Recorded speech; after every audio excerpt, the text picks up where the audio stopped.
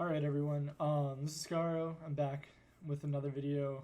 This video is just kind of looking at what Florida Mutineers did in order to beat the Chicago Huntsmen on this domination game. It's pretty unique in the fact that they're one of a couple teams that are playing at the pacing that they are, and they're not trying to match the completely crazy pacing of the Huntsmen or the Atlanta phase. Instead, they're just trying to play to their play style and use that to the best of their ability. And it's a play style that's more mediated, slowed down, and one that provides more control as compared to thriving in chaos. Since the majority of their roster, like obviously they are really good players at the pro level, but arguably they don't match the individual gun skill of some of the Huntsmen. So they have to do more strategy play.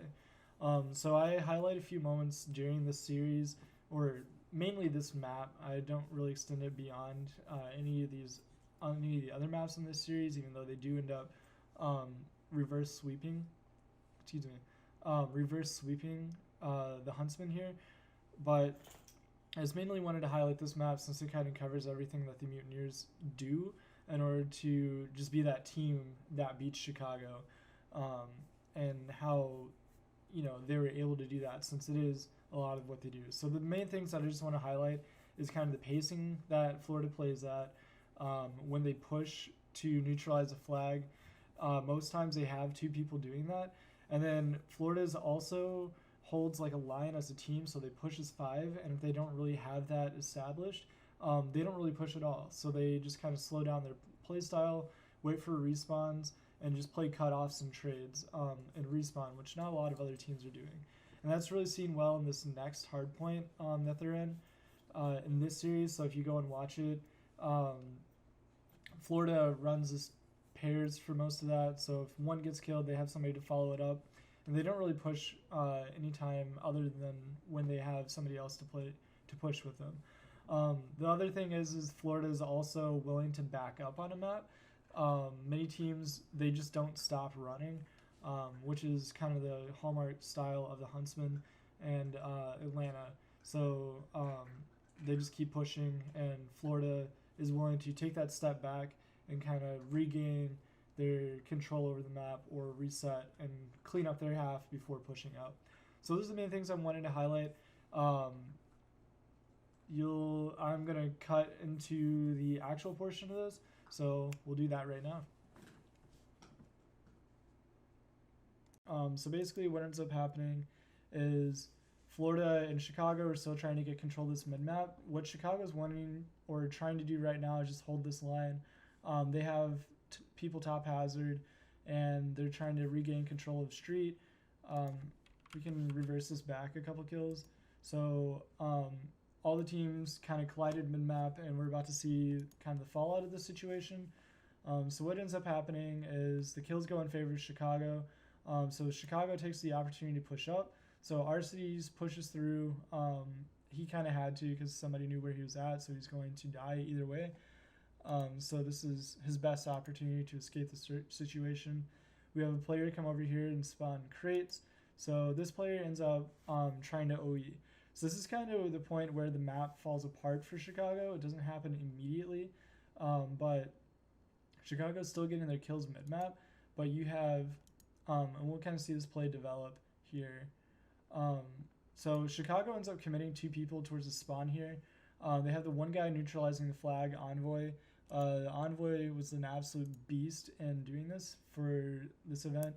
So he's trying to solo cap this. And then they have a player position trying to cut off any sort of rotation. What Florida does different is they kind of full commit backwards. So they Envoy kills one, and then all of a sudden he pushes out to street or to river. Envoy gets slayed out, they get slayed out, and at this point the entire Florida roster is off respawn. So you have three right here, one river, and the rest of the Huntsmen are kind of not really positioned efficiently for mid-map. And so Florida pushes into mid-map here, and what they end up doing is starting to stack this side, the river side. So what they want to do with Riverside is that they're trying to, they also slow down and play towards power positions. So they start to set up for trades that we see right here. And we'll see the kill feed kind of go in their favor. The other big key is that there's a player from Florida who understands kind of where the spawns are for Chicago. So he kind of knows that there should be Chicago players down in the trolley kind of area. And so he rotates over to pick that up. So what Florida ends up doing is they stack the two open lanes, went out the trades in these spaces. So they get the kills here. The kills get traded out on the trolley side of the map. Yep, so the trolley side. And then they also clear out this far street. So there's 3 kills in favor of Florida at this point. The other big thing to note is that Florida has cleared this area and this area. So all they know is that they can get shot from top hazard and through here. So the people who position on the flag, Havoc, positions really, really intelligently. And Chicago knows this, so they have to commit to this play if they're going to try and stop B. So this is kind of where Chicago gets staggered and don't really recover from the rest of the map after this. So Florida slays them out, puts them all on respawn, and from this point on, they just commit people forward, and Chicago commits a lot of energy into trying to find like the 1 or 2 Florida players that end up pushing up. But the other thing to note is that Florida really doesn't push too hard after the duration of this. Like I can just go ahead and bump this forward, and you can see where Florida's positioned.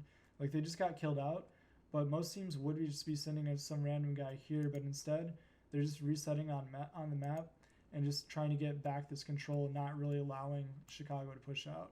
So Florida is in the less opportune position here, holding the B and A flag, but at the same time they're making do with it and just holding cutoffs and killing Chicago, not really committing to a point to where Chicago will be able to easily find them, which is what ends up staggering the respawns of Chicago and allowing Florida to kind of inflate their map presence. So after Florida makes that push, you see their players back up from that mid-map area, and they start to rotate back.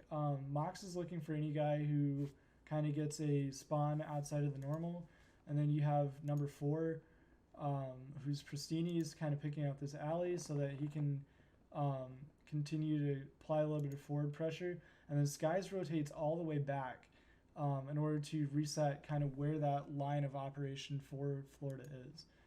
So then you'll see them all come off respawn once Pristini comes back up, and they're all just kind of holding a line right here. So we'll see how this plays out, where Florida's kind of in position to trade.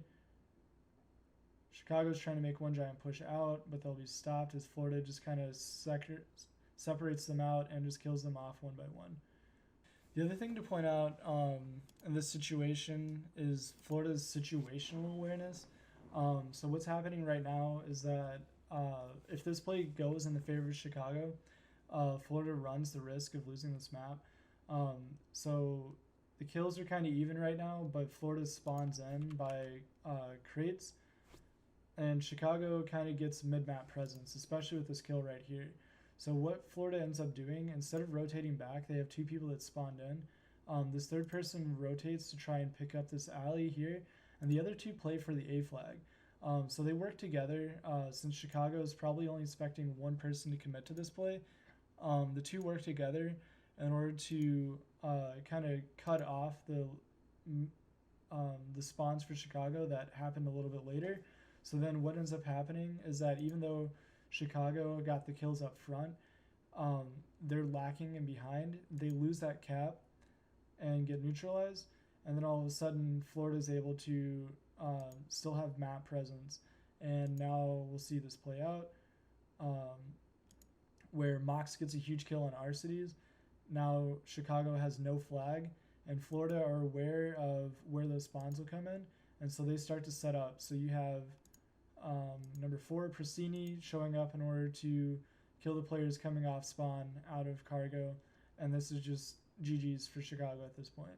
So it was a really, really smart play from them, really well organized, and it showed kind of how situationally aware they are of their spawns and in recognizing what certain spawns mean and how to respond to that, which is a really great heads up play from Florida. So anyway, that's all I wanted to cover for this map. Why Florida was able to take this back, and from there, they used the idea of pushing together as like a 5-man unit instead, but in their hard points, and kind of how they answer back about from the aggression with Chicago and their hard points is that they run in pairs for the most part. They kind of play with battle buddies, and that ends up taking a lot of the trades in their favor, which is pretty huge. And then the S&D was really close too, which is cool to see. So anyway, thank you so much for watching. I hope you guys have a great night, and I'll talk to you later. Bye.